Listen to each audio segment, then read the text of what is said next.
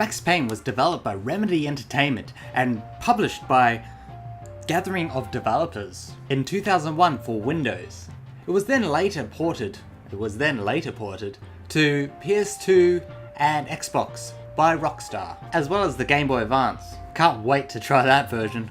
It's the original in the popular trilogy, with the latest one being released in 2013 for the PlayStation 3, Xbox 360 and the PC. It's a third-person shooter which takes advantage of the popularity of bullet time. You know the special effect from Matrix where it slows right down so you can actually see the ripples of the sound where the bullets behind the bullets? Yeah, basically it has that. It doesn't actually show the effects of those sound ripples, but the bullets doesn't actually show the effect of the ripples through the air, but it does slow right down so you can pull off some amazing shots. Getting around, you hear me? Yo! Oh! The story is purposely stereotyped in a noir style. You are Max Payne.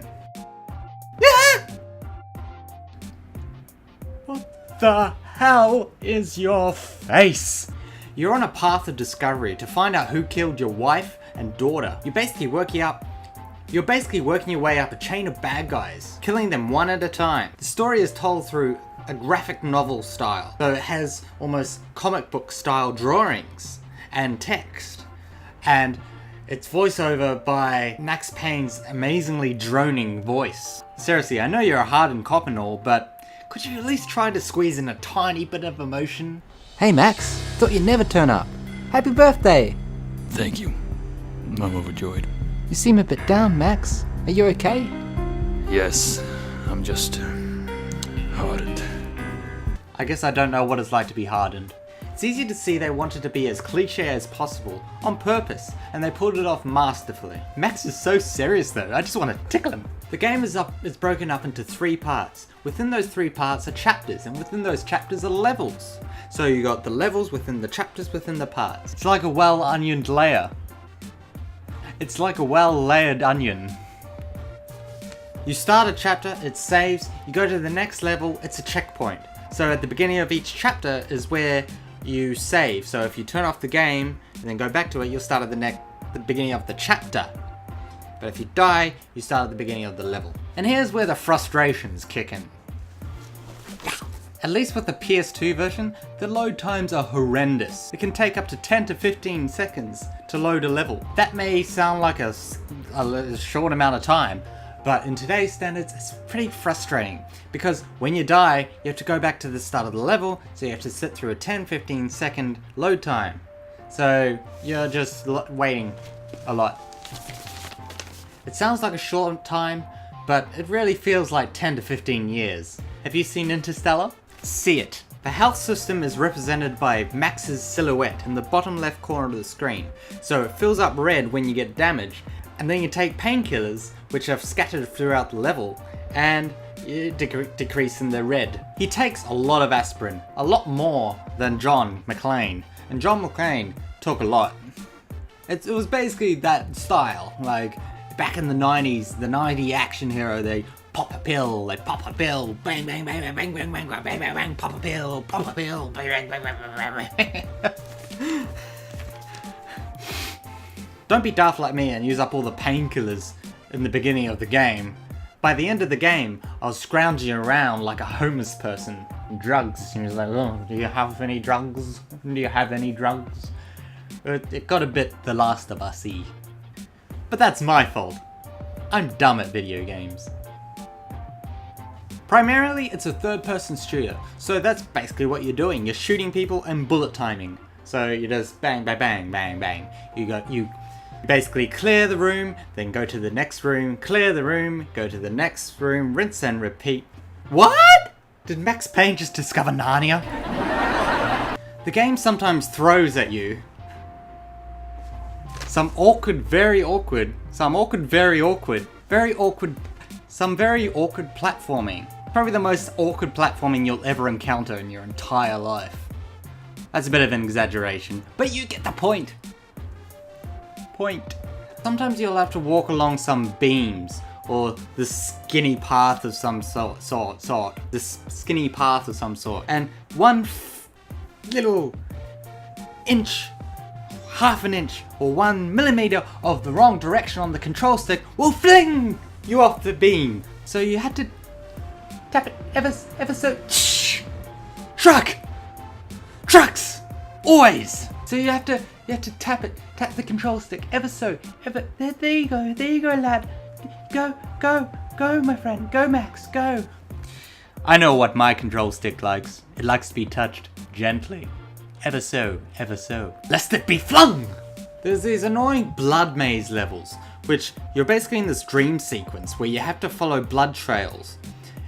And you have to follow also a baby screaming, so you have to head towards the sound of the baby wahing. That sounds easy, you say. It is not easy, because you have to ever so stay in the skinny little blood trails, or if you fall, if you accidentally tap the control stick ever so, that way he flings himself off the blood trail, and you have to start all the way at the beginning. I'm seriously annoyed. This is me annoyed. Don't smile. What I do love about the game though is the little details. Like, you can interact with different objects like vending machines.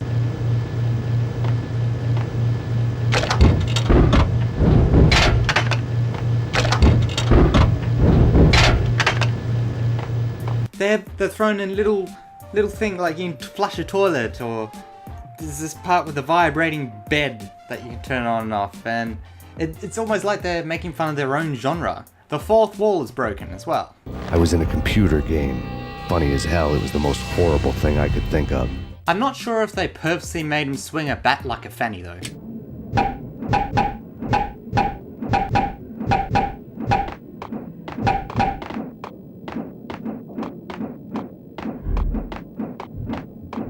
The game mostly plays out well, except in the PS2 version at least. The FPS, the frames per second, they drop a lot when things get heated. All the PC elitists out there, shout out to the PC elitists, would agree that the PC version is a lot better. Probably, because I haven't played it. Of course it is.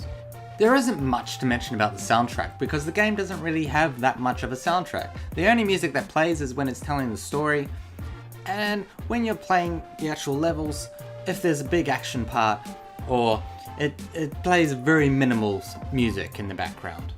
So it doesn't get in the way, it's appropriate. The guns actually sound like guns, which is good. What I like about them as well is as the bullets fly, so do the shells coming out of your gun, and each shell is different depending on the gun you're using. It sounds like a very silly point, but in those times that was pretty cool. The voice acting wasn't spectacular. Max Payne was probably the best acted, even though he had less range than a washing machine. Alex had kept me relatively sane for the past 3 years. Now I didn't know how I felt. He was a poet, however, and he had a magical way of describing a situation. Without a key, I'd never get past this door. The door was locked. I'd need a key to get through.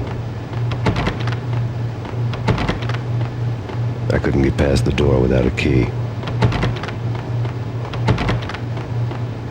Without a key. However, nearing the end of the game, he was running out of ideas.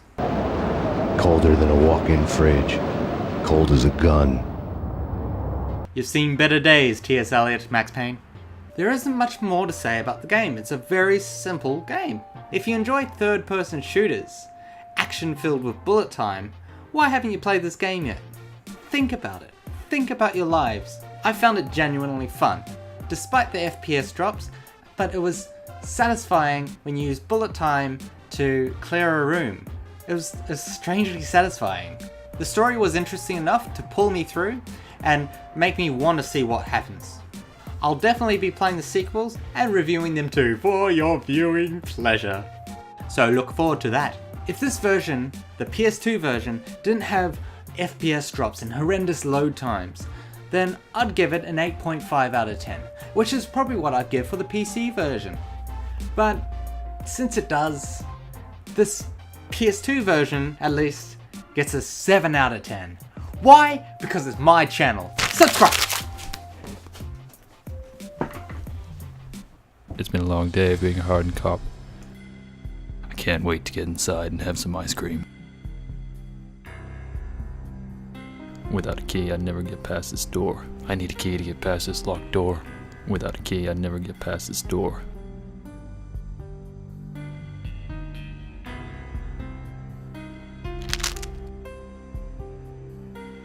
I pulled out the ice cream and put it on the bench. The ice cream slipped off the spoon. I knew it would, because it's slippery. Because I'm hardened, I can pick up freezing ice cream with my bare hand. Colder than a walk-in fridge. Cold as a gun. An intruder.